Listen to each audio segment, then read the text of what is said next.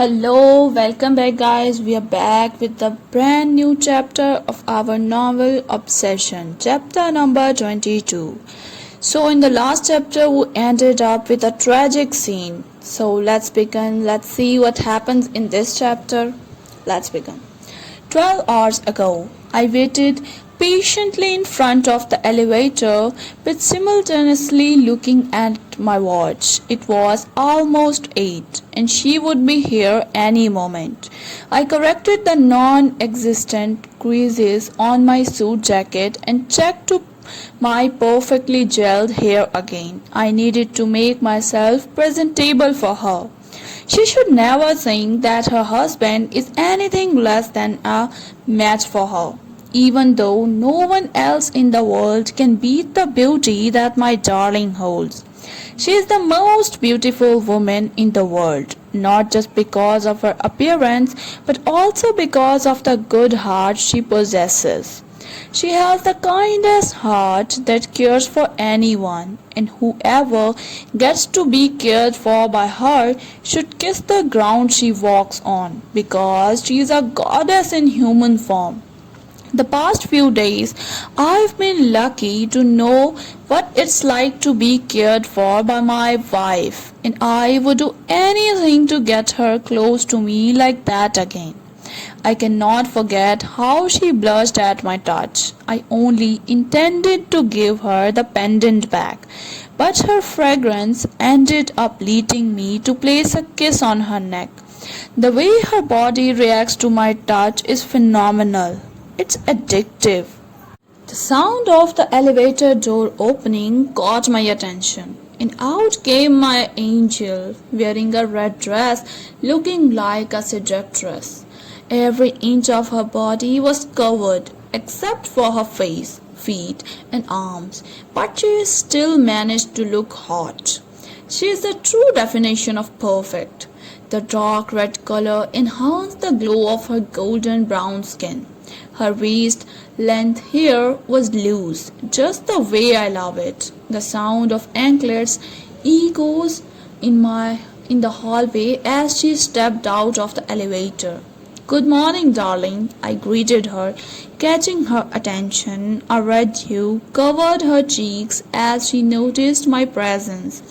She was holding 2 roses in her hand, and I inwardly sighed in happiness at her accepting the gifts I gave her. It's easy to make her happy because she doesn't want anything extravagant. Something small like a bouquet of flowers is significant to her. Without replying to me, she went to greet my family, and I walked behind her. I love to follow her footsteps. It reminds me and reassures me that she is still there in my life. She placed the rose petals in front of the statue of her god, closed her eyes, and joined her hands in prayer. This is the highlight of my day when I can just stand behind her and admire how beautiful and divine she looks when she prays. She looks like an angel who graced this earth with her divine presence just to make a sinner like me a saint. Bringing her into my world is risky, too risky. But I'm too selfish to let her go. I have always been. I would go to any lengths to keep her safe in mine. I cannot keep her hidden in the safety of our mansion. She needs to go out and see people. And that comes with many dangers. The dangers lurking around in my world. But I need everyone in the world to know that Lucas Ashwin is taken by the most beautiful woman in the world, and anyone who even has the courage to look in her direction in the wrong way will be buried alive deep inside the earth. Peace is an illusion in the world of syndicates. Powerful crime organizations thrive on illegal and illicit activities. Rivalries and wars are common as different factions vie for control over lucrative territories and operations. These conflicts often result in brutal violence, affecting not only those within the criminal underworld but also innocent civilians caught in the crossfire. In the earliest days, mafia families always fought with each other for the same reasons as any other war: power and money. In the mid-90s, to assure peace in their world, the world's biggest crime organizations formed a solution known as the Alliance. The Alliance was like a legal constitution for their illegal activities. It was formed by the five most dangerous and powerful mafia families in the world. The Sicilian Mafia, or Cosa Nostra, is the most powerful mafia family clan ruling Italy and America. The members of these families called themselves men of honor. The two main families in this clan were the Moretti family, which controlled Italy, and the Ashwin family, which controlled all of America over other small gangs. Each crime family had its own territory and operated independently, while nationwide coordination was overseen by the Cosa Nostra. Although the two families came under the Cosa Nostra, they had a rivalry against each other for decades, which ended when a marriage alliance was proposed between Daniel Ashwin and Ariana Moretti. This union led to the birth of Lucas Ashwin, the only heir of the Ashwin Mafia, who had an upper hand in the alliance. Solntsevo Bratva is a brutal syndicate in Russia ruled by Vladimir Mikhailov. The Russian and Italian mafias had a long history of conflict. As the alliance was formed, they put an end to their Cold War. Vladimir Mikhailov had two successors, Igor Mikhailov and Maya Mikhailov. The Volkov family came under the territory of the Solntsevo Bratva.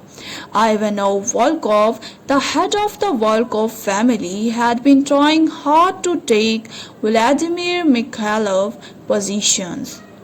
The Yakuza are known for their strict codes of conduct, organized fiefdom nature, and several unconventional ritual practices. The members are organized into hundreds of gangs, most of them affiliated under the umbrella of one of some 20 conglomerate gangs. The largest conglomerate is the Yamaguchi Gomi, ruled by the dangerous leader Kenichi Shinoda, a man known for his evilness and power.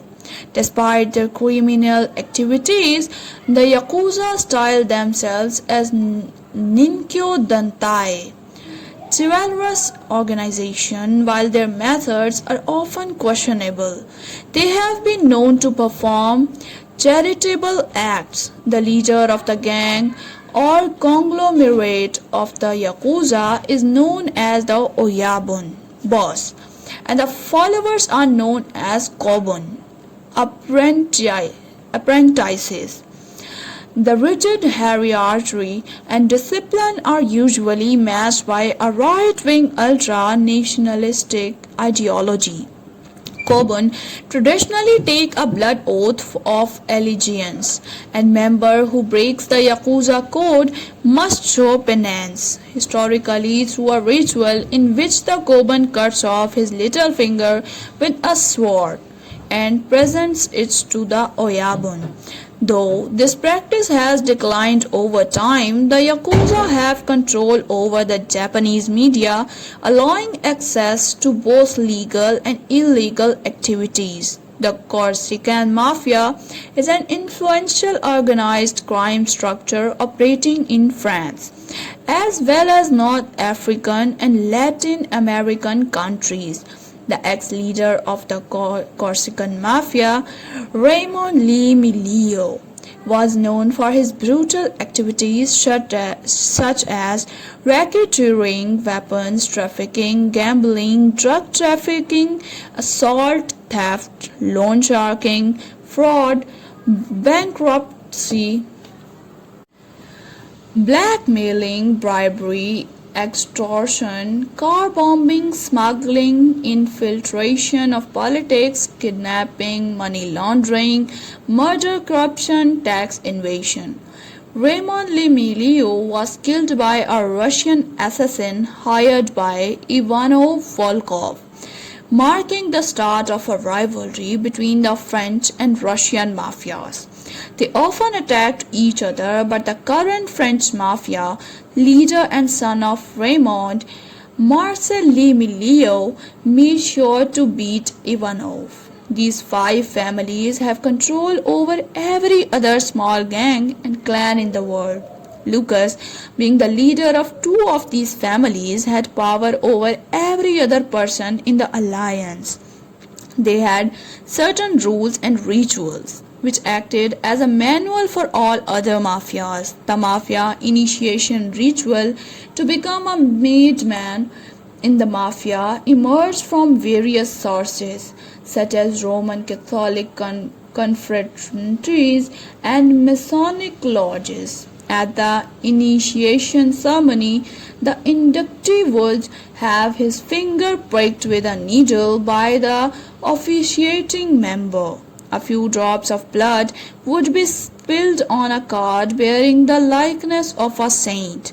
The card would be set on fire. Finally, while the card is passed rapidly from hand to avoid burns, the novice takes on oath of loyalty to the mafia family. The oath of loyalty to the mafia family is called the omerta. Omerta is a key oath or code of silence in the mafia that places importance on silence in the face of questioning by authorities or outsiders. Non-cooperation with authorities, the government or outsiders. The alliance works like any other legal organization. They conduct meetings every 4 months to ensure the decorum of the mafia. All the leaders and consigliers of the 5 mafia families attend these meetings. They also have an annual gala where mafia families from around the world gather. Many new alliances are formed between the families at this gala. Lucas Ashwin, the devil in disguise of human, along with his consigliere Michael Romano, walked into one of their warehouses where the meeting was about to be conducted. To the outside world, it would seem like a business meeting between 4 powerful families, but it was anything but normal. The guards of each family waited outside the room and straightened their posture at the arrival of the devil himself. They all were powerful, but Lucas was defiant. Even evil would fear him. The door opened automatically, catching the attention of all 7 people inside the room. The door closed as Lucas and Michael entered. Lucas took the head chair at the table as he had the upper hand in the alliance, while Michael took the seat to Lucas' right. "You are ridiculously late today, dear fiancé," said a woman in her late 20s. Her tone was dripping with venom. How could it not? She was the deadliest assassin alive on earth. Maya Mikhailov is the youngest daughter of Vladimir Mikhailov, the former leader of the Solntsevo Bratva, and the younger sister of Igor Mikhailov, the current leader of the Russian mafia. She was the little beauty with pale white skin, ginger hair, and deep blue eyes which were enough to make anyone stumble. "I'm not your fiancé, Maya," Lucas said, controlling his rage to avoid snapping her neck and feeling the life disappear from her body in his hands. He would tolerate anything, but not some woman claiming him as hers. He belonged to his darling, and anyone who said otherwise would meet their end. You were supposed to be her fiancé, Lucas. It was Vladimir himself this time. He had the urge to kill this man for hurting his daughter, but he knew he held the power over anyone else in this room. We are here to talk, not for a war, make love, so control your tone. Kenichi Shinoda said, while leaning on the table, his tattooed arms played with a lighter. The maroon suit he wore did a good job hiding his tattooed body.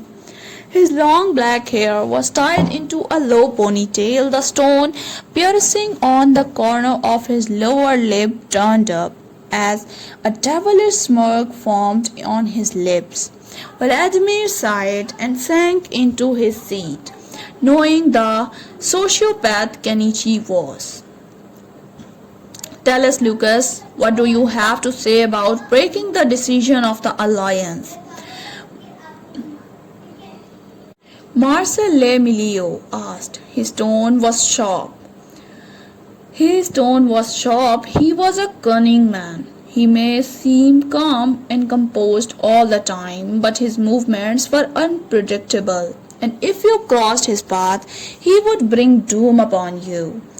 Lucas had a calm expression on his face as everyone looked at him in anticipation. All he wanted to do now was be with his wife and admire her until his eyes could reflect nothing but her frame.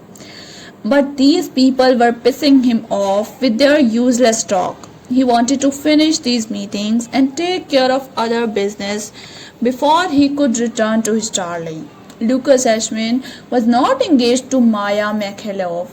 The matter is as simple as that, and I hope that clears all the confusion here, Lucas said in a clear tone, which angered the father and daughter duo. We were not officially engaged, but that doesn't mean I'm not your fiancé. Everyone in our world knows that you are mine. Maya seethed with rage. I'm not sorry to say this, but your daughter needs to come out of her delusional world, Vladimir, and it would be better if she didn't mention my name with hers in any sentence. As for the matter of me being married, Lucas Ashwin has been claimed by the most wonderful woman in the world, Eva Lucas Ashwin, my wife. So it would be better if you kept your daughter in check, because if I do it my way, she won't be living to take another breath, Lucas announced as he played with his cufflinks. Marcel and Kenichi had an amused glint in their eyes as they heard the possessiveness and passion in Lucas' words. On the other hand, Vladimir and Maya were beyond angry. Vladimir wanted his only daughter to marry the sole leader of both the American and Italian mafia, thereby taking control of Lucas' mafia empire. But their plan backfired as Lucas married Eva. Igor was silent the entire time, observing the changes that had happened to the devil since his marriage. You married an Indian? And that too, someone outside our world, Maya asked, jealousy clear in her voice. I don't think my wife's nationality matters to you in any way, Lucas said, irritated. This woman was getting on his nerves, and he might actually kill her if she didn't stop asking questions about his precious darling. Lucas is not the only one who has married outside our world. Your mother was also a normal citizen, Maya, Michael said, trying to diffuse the tension. Maya glared at him but remained silent. So, if you all are done discussing my marriage, let's get to the matter at hand, Lucas said, leaning forward. Everyone straightened up in their seats. They were here to talk about the annual Mafia Gala, where small and large Mafia families from around the world would be coming together. Each year, the gala is held in a different location, and this time it's going to be in Rome, Italy. The gala is an easy way to form alliances between families, but it also has the potential to spark new rivalries. From the outside, it may look like a normal gala, but the things that happen inside are anything but normal. The meeting was finally over, and Lucas had a moment to breathe. The father-daughter duo was getting on his nerves, but Michael had successfully diverted the conversation to the gala. Right now, he was at Ashwin Corporation, signing some important papers. It was hectic managing both lives, being the mafia leader and the CEO of Ashwin Corporation.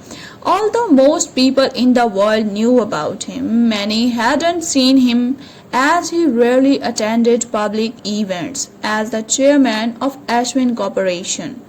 Most of the mafia business was handled by Damien and Michael. Lucas looked at the time. It was 9 at night. He was late today, and he needed to be beside his wife for his daily dose of her. But before heading to the mansion, he needed to stop by his factory where new weapons were being manufactured. Apart from eliminating his rivals, Lucas was known for having the biggest and finest weapons in the world. The factory was on a different road from his mansion, so he sped up. Eager to reach his wife, he checked and approved the new sets of guns and had a conversation with an Indian businessman, Salah Ibrahim Khan, who was coming to NYC for a deal with him. Usually, Lucas had his army of men following him in different cars. But today he chose to drive alone. He was not a fan of cars, but he loved his black Aston Martin. When he drove it, no one else was allowed to follow him. The way to the factory was dark and silent as it was situated in the woods. I should bring my darling for a night drive, he thought, knowing how much she loved silence. It was easy to understand her, and she was like an open book to him. All he had to do was look into her innocent brown eyes, and everything she tried to hide behind her facade of anger would be visible to him. Lately, he had been seeing desire for him in her eyes, and he couldn't be happier. He wanted her with every fiber of his being, and seeing her reciprocate his feelings was his greatest achievement. Even if it was unintentional, he still remembered the first day of their marriage when she thought he had married her only for her body. It hurt him to see her in tears, but he was determined to prove his love for her in any way. The 6 months she had given him were crucial because he knew she would try to guard herself against him, but he was ready to break every barrier she formed between them. He saw the 2 cars following him through the rear view mirror. It wasn't the first time someone tried to kill him, but today he wasn't in the mood to fight. He didn't want to come home to his wife in a bloody shirt and scare her. She wasn't ready to face his real world. Not yet. Lucas increased the speed and the cars followed him. So he abruptly hit the brakes, making the 2 SUVs do the same.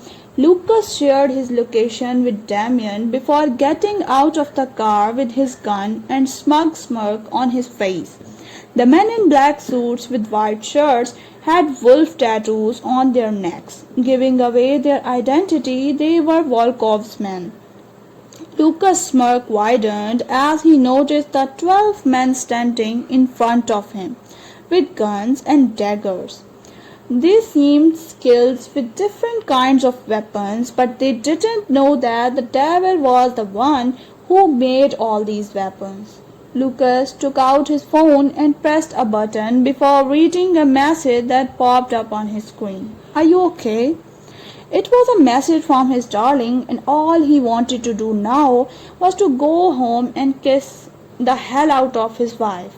She was worried about him. And like the sick person he was happy about it. She had been indifferent to him from the start, and her being worried about him was huge for him. A smile formed on his face as he read the message. While Lucas was busy reading the message, the attackers surrounded him. The devil was distracted, and this might be their opportunity to kill him. The smile on Lucas' face disappeared as he felt a stinging pain in his back.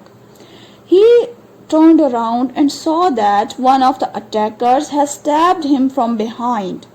The attacker's hand started trembling as he saw the look on Lucas' face.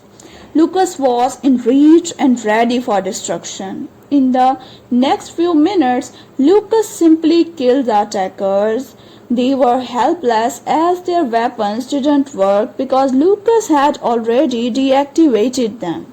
All the weapons made by Lucas had a deactivation button on his phone, and these idiots brought his weapons to kill him.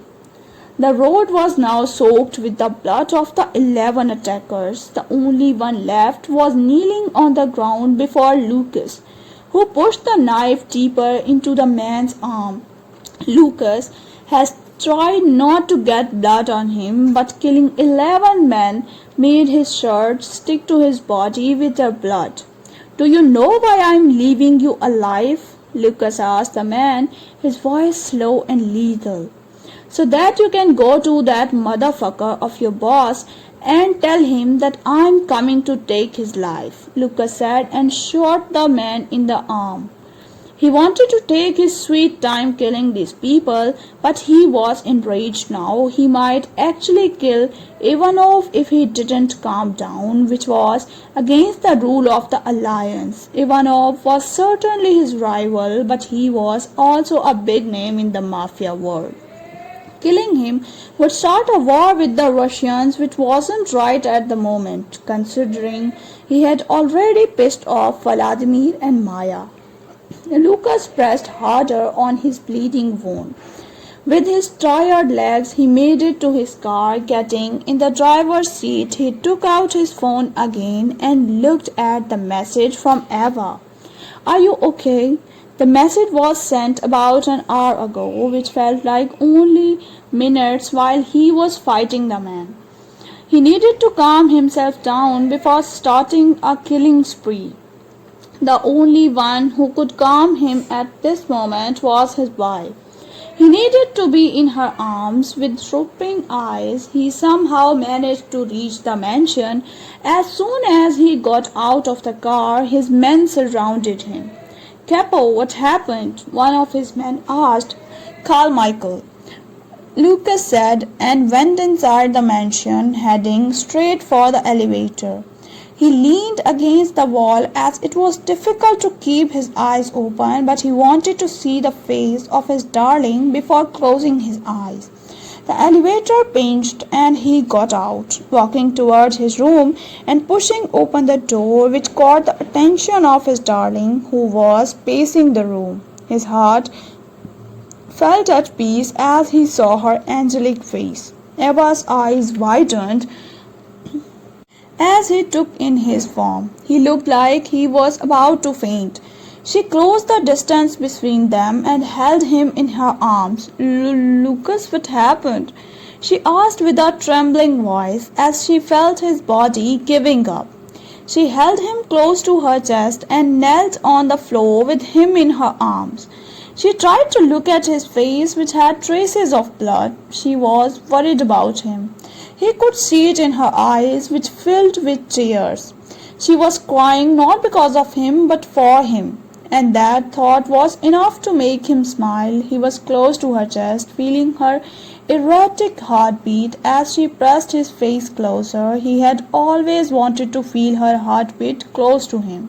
But when it finally happened, he wasn't fully conscious. A tear fell from her eye onto his face, making him look at her with droopy eyes. He loved that she cared for him, but he didn't like the tears in her eyes. So he tried to wipe them away with his thumb, smearing his blood on her face. She looked beautiful with his blood on her. Darling, he called before everything went black. Eva cried more as she held him closer. She hugged him like her life. She hugged him like her life depended on it. It was heart-wrenching sight as the angel held her bleeding devil in her embrace. So here chapter number 22 ends, guys, and we will meet again with a brand new chapter. Allah Hafiz. Bye bye till then.